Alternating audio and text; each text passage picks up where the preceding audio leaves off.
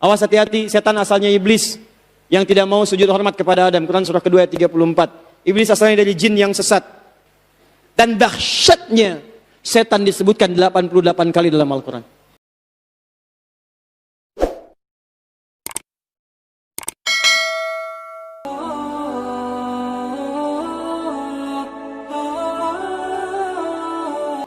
Siapa yang bisikan nafsu? Yang memberikan hayawan? Setan. Bunuh ya, dia tuh. Begitu kamu bunuh, saya berikan 10 miliar. Dia udah menghayal 10 miliar. Punya mobil baru, padahal mobil belum ada. Punya rumah, padahal rumah belum ada. Belum tentu begitu mau bunuh, diwafatkan oleh Allah. Sedang wafat dalam keadaan membunuh. Nggak dapat apapun yang dihayalkan oleh setan. Makanya ketika Anda menghadirkan hayalan dalam diri, Anda sedang dikuasai oleh setan. Dan dahsyatnya setan disebutkan 88 kali dalam Al-Quran.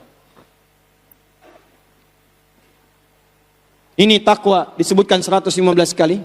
Lawannya nafsu disebutkan 115 kali. Yang menguasai mendorong takwa disebut malaikat disebutkan 88 kali. Yang mendorong nafsu itu setan disebutkan 88 kali.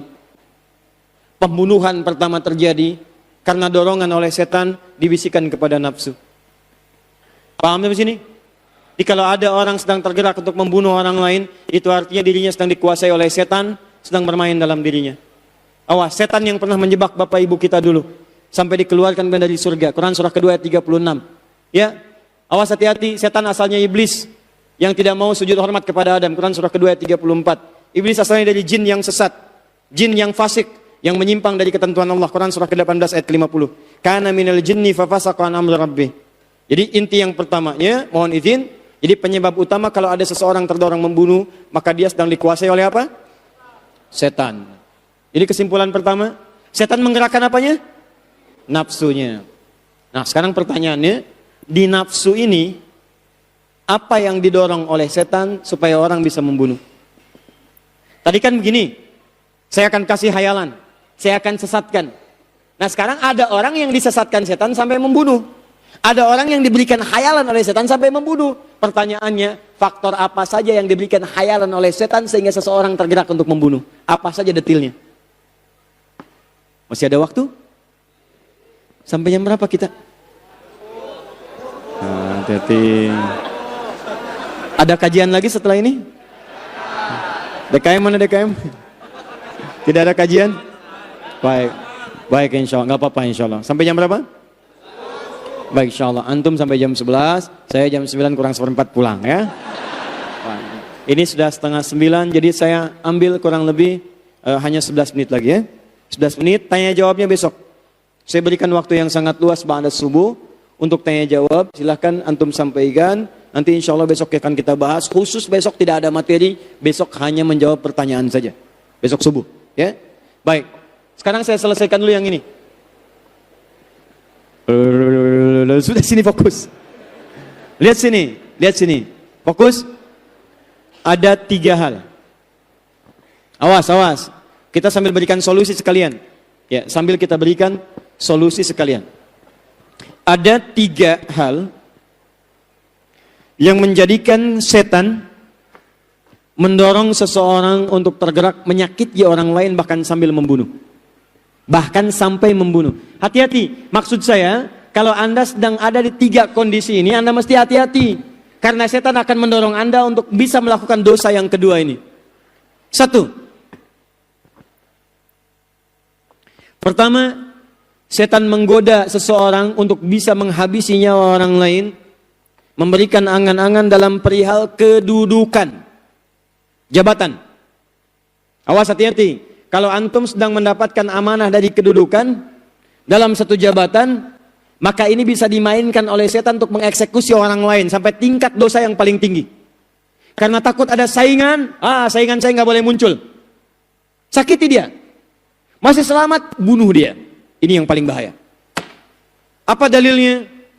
Quran surah kedua Al-Baqarah ayat ke-49. Paling kiri sebelah atas. Kenal Fir'aun? No.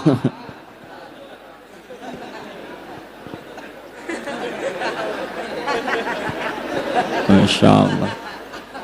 Dari sekian hamba Allah di sini, ini yang kenal Fir'aun.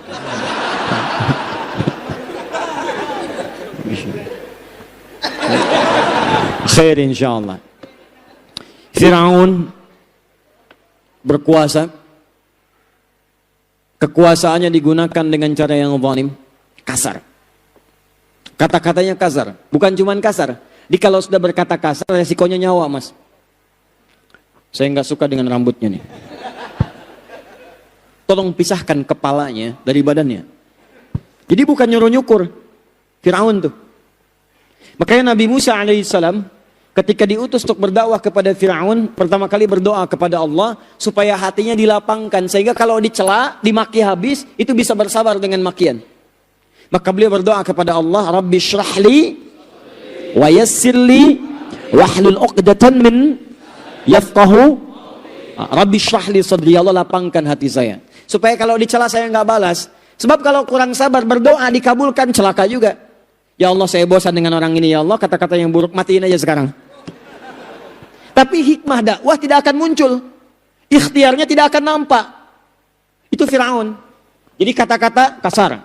Jadi kalau ada pemimpin sekarang, diamanahi jabatan kata-katanya kasar, sebetulnya dia orang yang sangat terlambat, sudah keduluan sama Firaun. Jangan diikutin, jangan bersaing. Firaun itu kedudukannya lebih hebat, ngaku Tuhan, Anda bayangkan. Diabadikan di Quran, Ana Rabbukumul A'la. Saya Tuhan kalian yang paling hebat.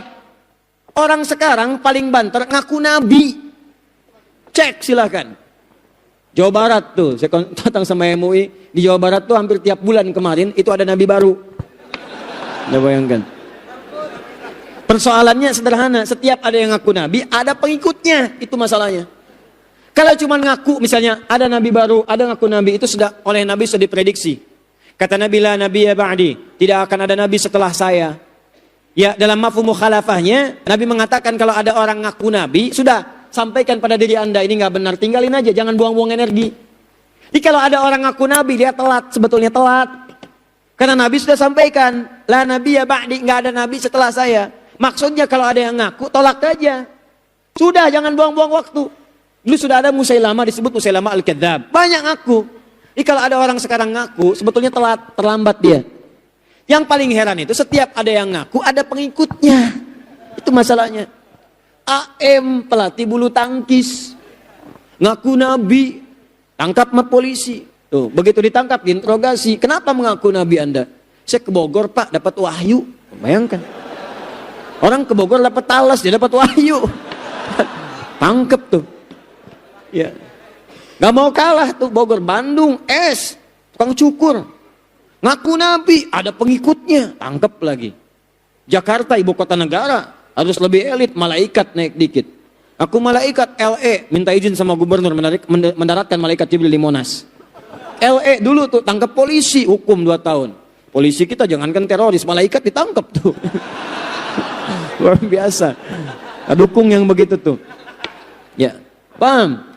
Jadi jabatan itu ketika diamanahkan itu akan cenderung melahirkan bisikan setan. Kalau tidak menjadikan penyimpangan hadir dalam jabatan, maka dia akan memberikan bisikan untuk menyingkirkan saingan-saingan yang mungkin bisa menggulingkan ia dari jabatannya.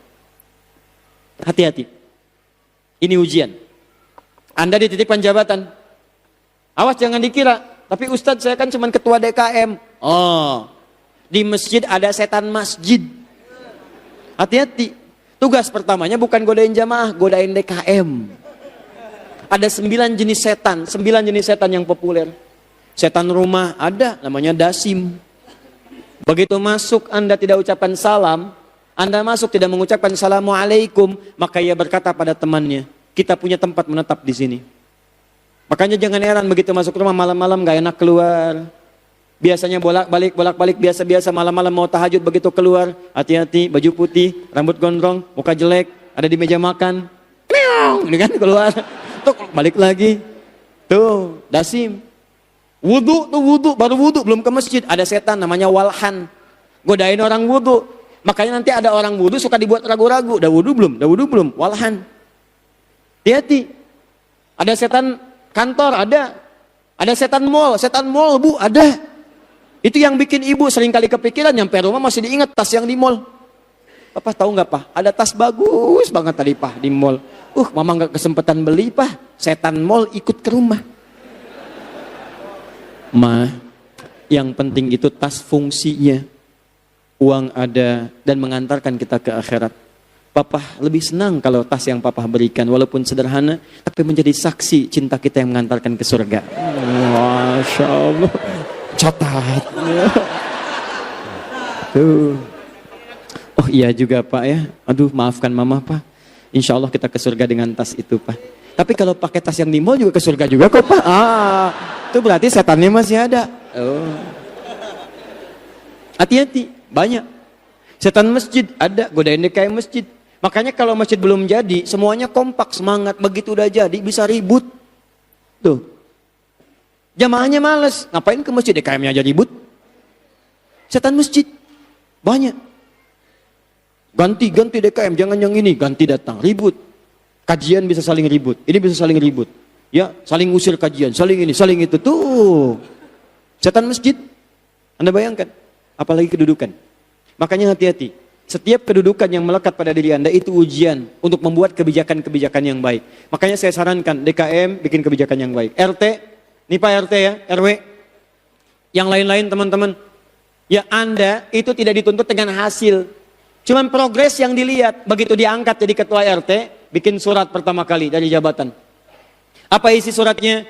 Kami menganjurkan kepada warga yang muslim supaya saat waktu sholat bisa menunaikan sholat di masjid. Khusus untuk hari Sabtu dan Ahad yang libur, maka kita adakan sholat subuh di masjid berjamaah. Tuliskan. Sudah begitu dituliskan, jangan mikirin siapa yang ke masjid.